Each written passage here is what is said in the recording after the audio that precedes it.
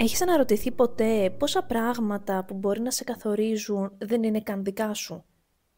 Ότι κάποια πρέπει, κάποιες ενοχές, ακόμα και ο τρόπος που έχεις μάθει να δείχνεις την αγάπη σου ή γενικά τα συναισθήματά σου, ότι μπορεί να ξεκίνησαν πριν από σένα. Ίσως δεν φταίς που κουβαλάς τα βάρη, ίσως απλά κουβαλάς τις ρίζες. Κάποια πράγματα δηλαδή έχουν μεταφερθεί από γενιά σε γενιά και εσύ απλά τα εκφράζεις. Άκρητα, χωρίς να τους δίνεις κάποια σημασία, αλλά κάποια πράγματα απλά τα εκφράζεις. Δεν γεννήθηκες έτσι. Κάπως έγινες, μεγάλωσες μέσα σε μια κοινωνία που έχει συγκεκριμένους κανόνες, μεγάλωσες μέσα σε μια οικογένεια που έχει τους δικούς της κοινωνικούς κανόνες ή τα δικά της μοτίβα. Ανακαλύπτω εμένα σημαίνει να αρχίζω να βλέπω από πού έρχομαι. Ποιος με έμαθε να εκφράζομαι έτσι, να αντέχω έτσι, να σωπαίνω έτσι, να συμπεριφέρομαι έτσι.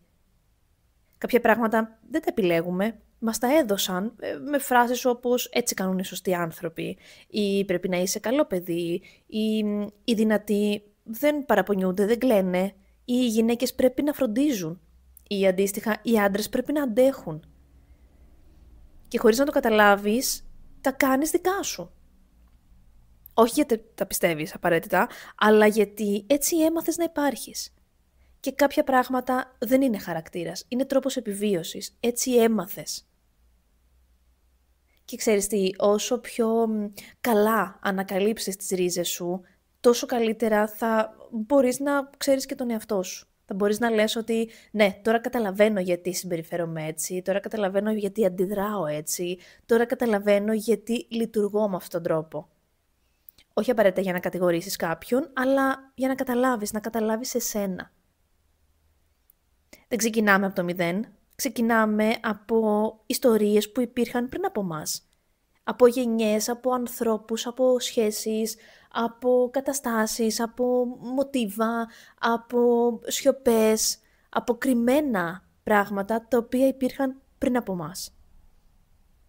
Μπορεί να κουβαλάς φόβους, μπορεί να κουβαλάς συμπεριφορές, προσδοκίες, ανάγκες που δεν είναι ακριβώς δικές σου και αυτό δεν είναι αποτυχία.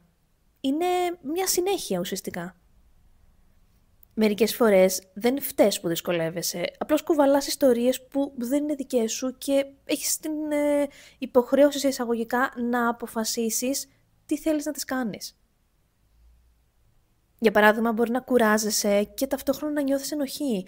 Και αυτό επειδή άκουγες ότι μόνο οι τεμπέληδες ξεκουράζονται. Ή απ' την άλλη μπορεί να θες να ζητήσεις βοήθεια, αλλά να λες όχι, θα τα καταφέρω μόνος μου.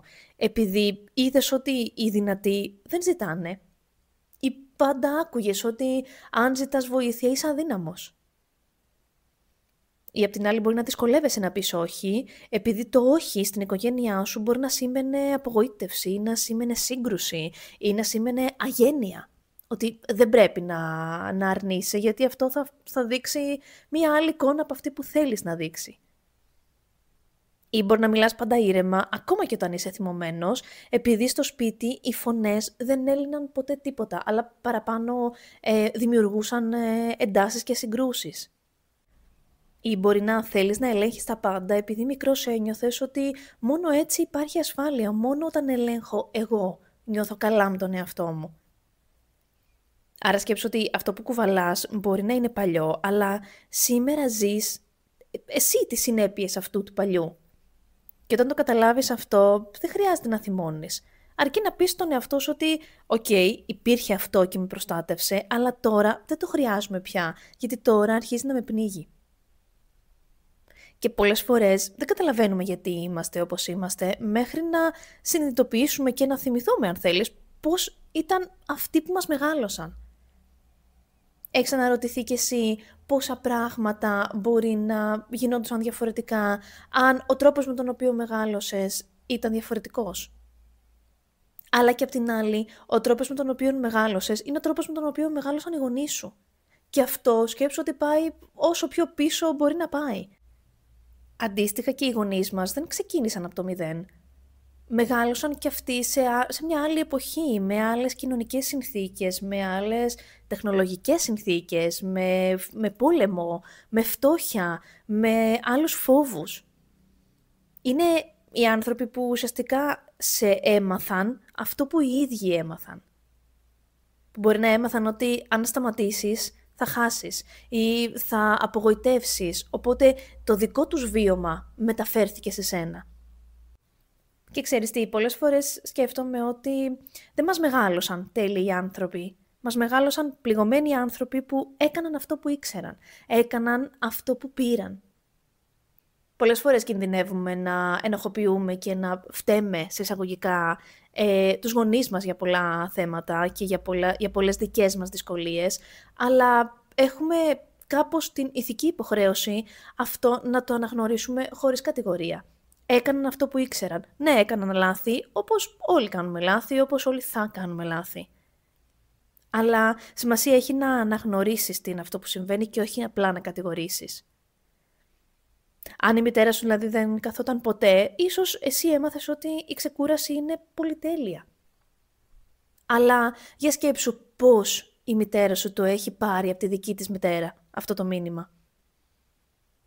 Αν ο πατέρας σου δεν έδειχνε ποτέ ευαλωτότητα, ίσως έμαθες ότι η σιωπή σημαίνει αντοχή. Ότι αν δεν εκφράζω τα συναισθήματά μου, σημαίνει ότι είμαι δυνατός και αντέχω.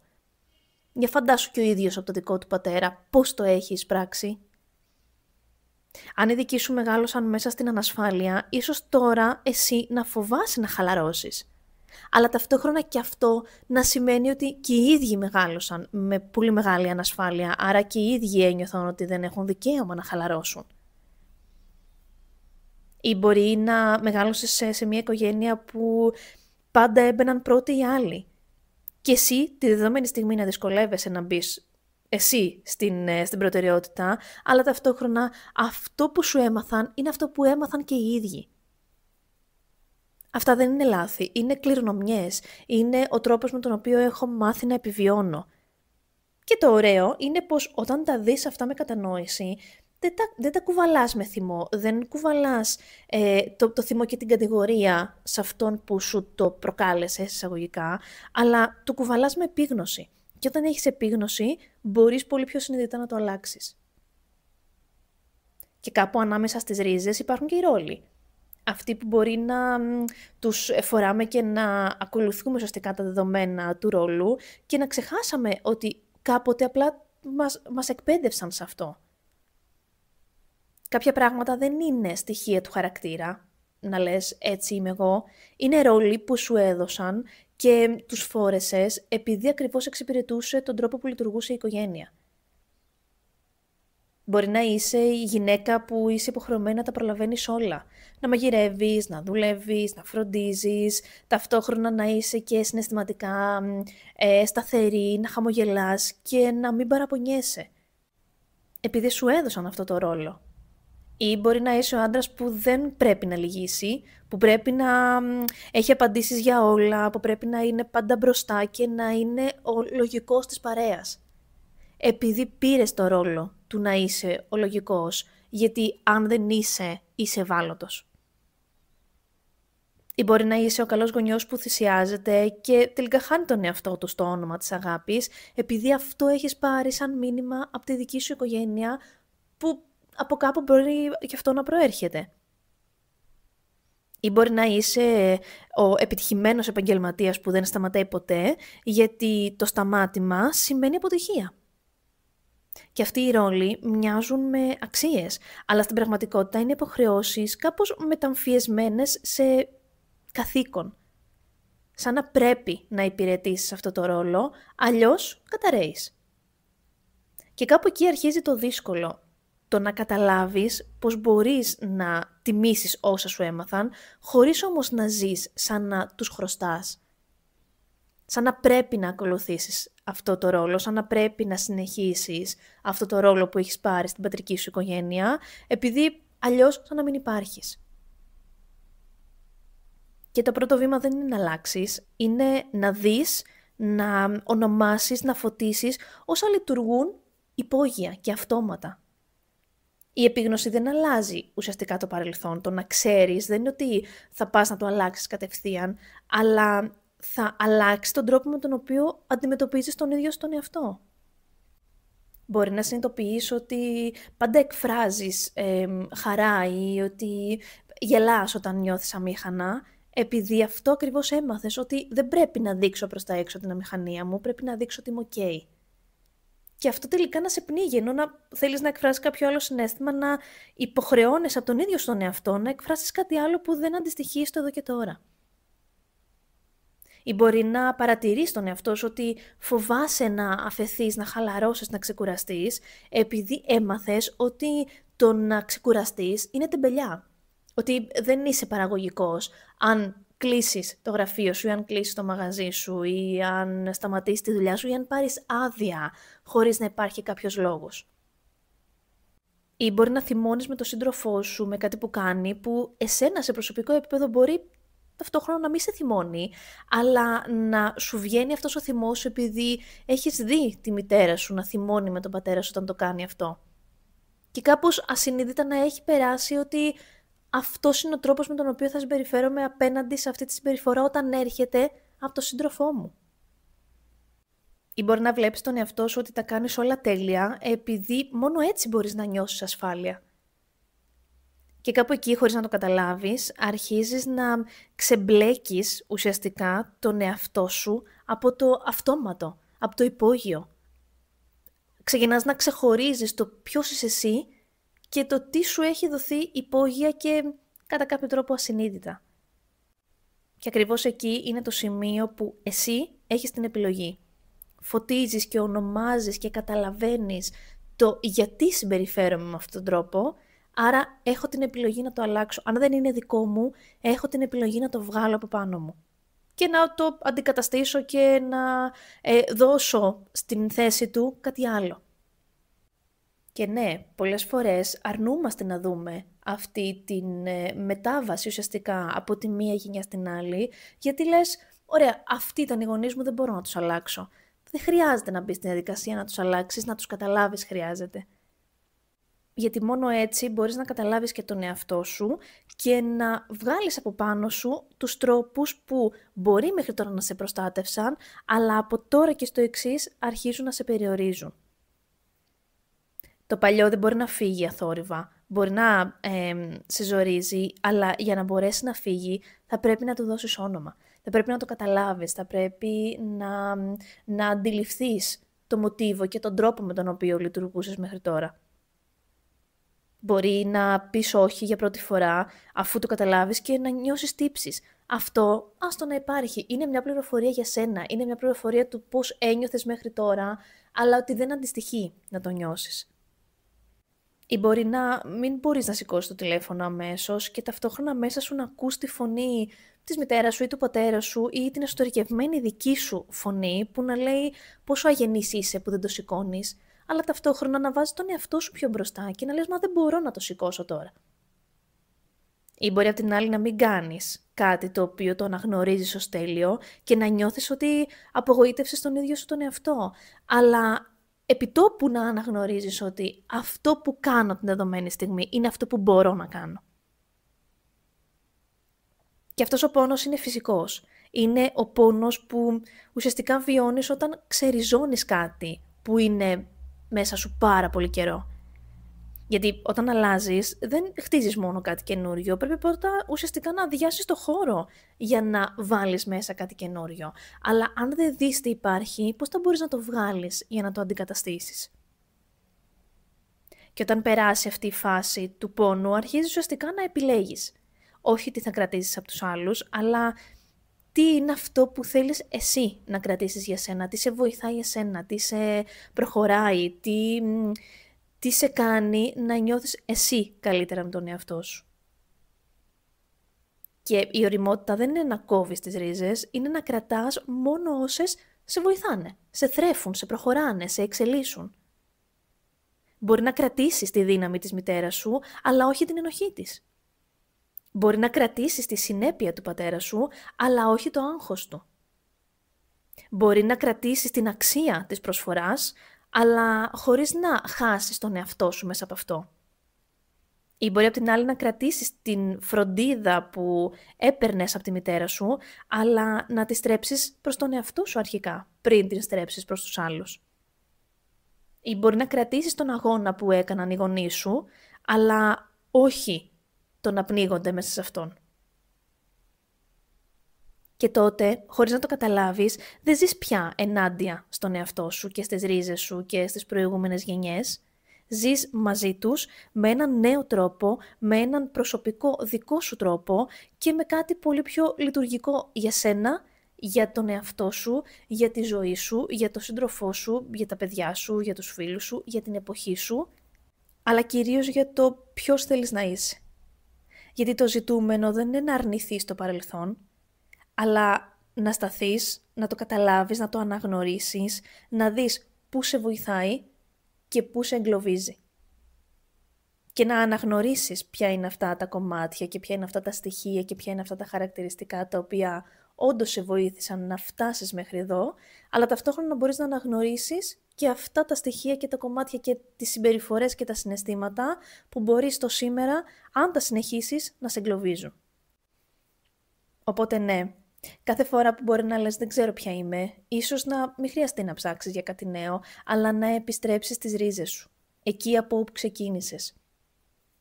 Να κοιτάξεις λίγο πιο πίσω και να αναγνωρίσεις, να ανακαλύψεις, να ονομάσεις τι είναι αυτό που συνέβαινε, τι πήρες από την οικογένειά σου, οι δικοί σου γονείς, τι πήραν ξεχωριστά από τη δική τους οικογένεια και να το πας όσο πιο πίσω αντέχεις να το πας, αλλά να σκεφτείς εκείνες τις φορές που μπορεί να ένιωσες, για παράδειγμα, ενοχή για κάτι μικρό, ότι ίσως να ήταν η φωνή της μητέρας σου που σου έμαθε ότι τα καλά παιδιά δεν κάνουν λάθη. Ή να θυμηθείς τις φορές που μπορεί να μην ζητούσες βοήθεια, επειδή ίσως να ήταν το μάθημα του πατέρα σου ότι οι δυνατοί δεν χρειάζονται κανέναν. Ή να θυμηθείς τις φορές που μπορεί να προσπάθησες να τα κάνεις όλα τέλεια, επειδή έμαθες ότι η αξία σου συνδέεται με το ότι είσαι αλάνθαστος. Ή να θυμηθείς τον τρόπο με τον οποίο εκφράζεις κάποιο συναίσθημα, ότι ίσως να είναι ο τρόπος με τον οποίο ο πατέρας μου ή η μητέρα μου ή οι γονείς τους έμαθαν να εκφράζουν αυτό το συναίσθημα, οπότε οι ίδιοι αφιλτράριστα και άκρητα το υιοθέτησαν και το μετέφεραν σε μένα. Και ότι όλα αυτά τα κομμάτια σε διαμόρφωσαν. Δεν είναι λατώματα, είναι αποτυπώματα της ρίζας σου, της καταγωγής σου, της οικογένειάς σου. Και ότι τώρα μπορείς να τα κοιτάξεις χωρίς ντροπή, χωρίς ενοχή, χωρίς να νιώθεις υποχρέωση να τα επαναλάβεις και να τα κρατήσεις όλα. Δεν χρειάζεται να είσαι τέλειος, αρκεί να βλέπεις γιατί λειτουργείς με αυτόν τον τρόπο. Έτσι ώστε να μπορείς και μόνος σου να αναλάβεις την ευθύνη του εαυτού σου και να πεις ότι αυτό λειτουργεί γιατί συμβαίνει αυτό, οπότε θα το αλλάξω. Μπορώ να το αλλάξω. Να μπορείς δηλαδή να αναγνωρίσεις ότι ενώ παλιά δεν μιλούσες σε συζητήσεις γιατί μπορεί να μην ένιωθες την εμπιστοσύνη που θέλεις, ρε παιδί μου, να νιώσεις για τον εαυτό σου, να μην είσαι σίγουρη για αυτά που λες, οπότε να θυμάσαι τη φωνή της μητέρας σου που λέει όταν δεν είσαι σίγουρη μη μιλάς. Αλλά στο τώρα να μπορείς να αναγνωρίσεις ότι είναι ok να το πω και ας μην είμαι σίγουρη γιατί θα αναλάβω εγώ την ευθύνη αυτό που είπα. Ή απ' την άλλη να αναγνωρίζεις ότι αυτό που έχεις πάρει από την οικογένειά σου είναι ότι οι άλλοι μπαίνουν πάντα πρώτοι και ότι πρέπει να τους ευχαριστείς πριν ευχαριστήσεις τον εαυτό σου, να μπορείς να αναγνωρίσεις ότι θέλεις να ευχαριστήσεις τους άλλους, πρώτα όμως βάζοντας τον εαυτό σου μπροστά. Αλλά αυτό, αν δεν αναγνωρίσεις το μοτίβο και το pattern και τον τρόπο με τον οποίο λειτουργούσες μέχρι τώρα, πώς θα μπορείς να το καταλάβεις και να το αλλάξεις.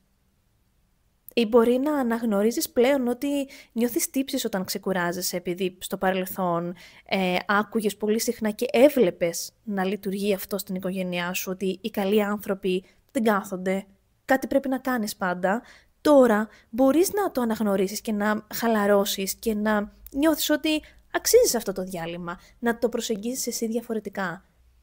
Ενώ στην αρχή μπορεί να νιώθεις τύψεις, μετά θα το μεταφράσεις εσύ στον εαυτό σου πολύ διαφορετικά, οπότε θα δημιουργήσεις εσύ στον εαυτό σου μια καινούρια ρουτίνα, ένα καινούριο μοτίβο, έναν καινούριο τρόπο να αντιμετωπίζεις αυτή την κατάσταση. Ή μπορεί τώρα να αναγνωρίζεις τον εαυτό σου, ότι συγκρατείς τα δάκρυά σου, γιατί κάποια στιγμή έχεις ακούσει ότι οι δυνατοί δεν κλαίνε, αλλά να μπορείς να νιώσεις αυτό το συναίσθημα χωρίς να φοβάσαι. Να μπορείς να επιτρέψεις τον εαυτό σου πότε νιώθεις εσύ ok να κλάψεις και πότε όχι. Και εδώ είναι και το πιο σημαντικό, ότι η κατανόηση της ρίζας σου δεν σπάει τους δεσμούς με το παρελθόν, αλλά τους διαμορφώνει. Δεν χρειάζεται να απορρίψεις τίποτα, δεν χρειάζεται να κατηγορήσεις κάποιον, δεν χρειάζεται να ακυρώσεις κάτι που έχεις βιώσει. Αρκεί να δεις με φροντίδα και με νιάξιμο και με κατανόηση το τι συνέβαινε, για να μπορείς μετά να το αλλάξεις πολύ πιο συνειδητά. Και σκέψου ότι όταν το κάνεις αυτό, ξαφνικά η ξεκούραση δεν σου φέρνει τύψεις, αλλά σου φέρνει ηρεμία. Σου φέρνει ικανοποίηση, σου φέρνει ανακούφιση. Μπορεί η σιωπή να μην είναι φόβος, αλλά επιλογή. Να επιλέγω να μην μιλάω, όχι επειδή φοβάμαι, αλλά επειδή νιώθω τη δεδομένη στιγμή ότι δεν χρειάζεται να μιλήσω. Ή μπορεί το όχι να μην το βιώνεις σαν απόρριψη, αλλά να είναι σεβασμό στον εαυτό σου. Η φροντίδα να μην είναι θυσία, να είναι αγάπη, να είναι προσφορά, να είναι επιθυμία, πρώτα για σένα και μετά για τους άλλους. Η ελευθερία δεν είναι να κόβεις τις ρίζες σου, αλλά να τις αναγνωρίζεις τόσο καλά που να μην σε πνίγουν. Και κάθε μικρό βήμα, κάθε μικρή συνειδητοποίηση σε φέρνει ακόμα πιο κοντά στον ίδιο στον εαυτό. Διώχνεις από πάνω σου ρόλους που απλά σου έχουν φορεθεί για να εξυπηρετούν κάποιους και αναλαμβάνεις την ευθύνη του ίδιου σου του εαυτού. Ακόμα και αν είναι να εκφράσεις κάποιον ρόλο, το κάνεις συνειδητά. Η αλλαγή δεν έρχεται επειδή σταμάτησες να είσαι όπως ήσουν πριν, έρχεται επειδή καταλαβαίνεις το γιατί λειτουργούσες με αυτόν τον τρόπο. Και εκεί είναι που συνειδητοποιείς ποιος είσαι και ποιος θέλεις να είσαι. Και μέχρι την επόμενη φορά να θυμάσαι ότι κανείς δεν σε ξέρει καλύτερα από σένα.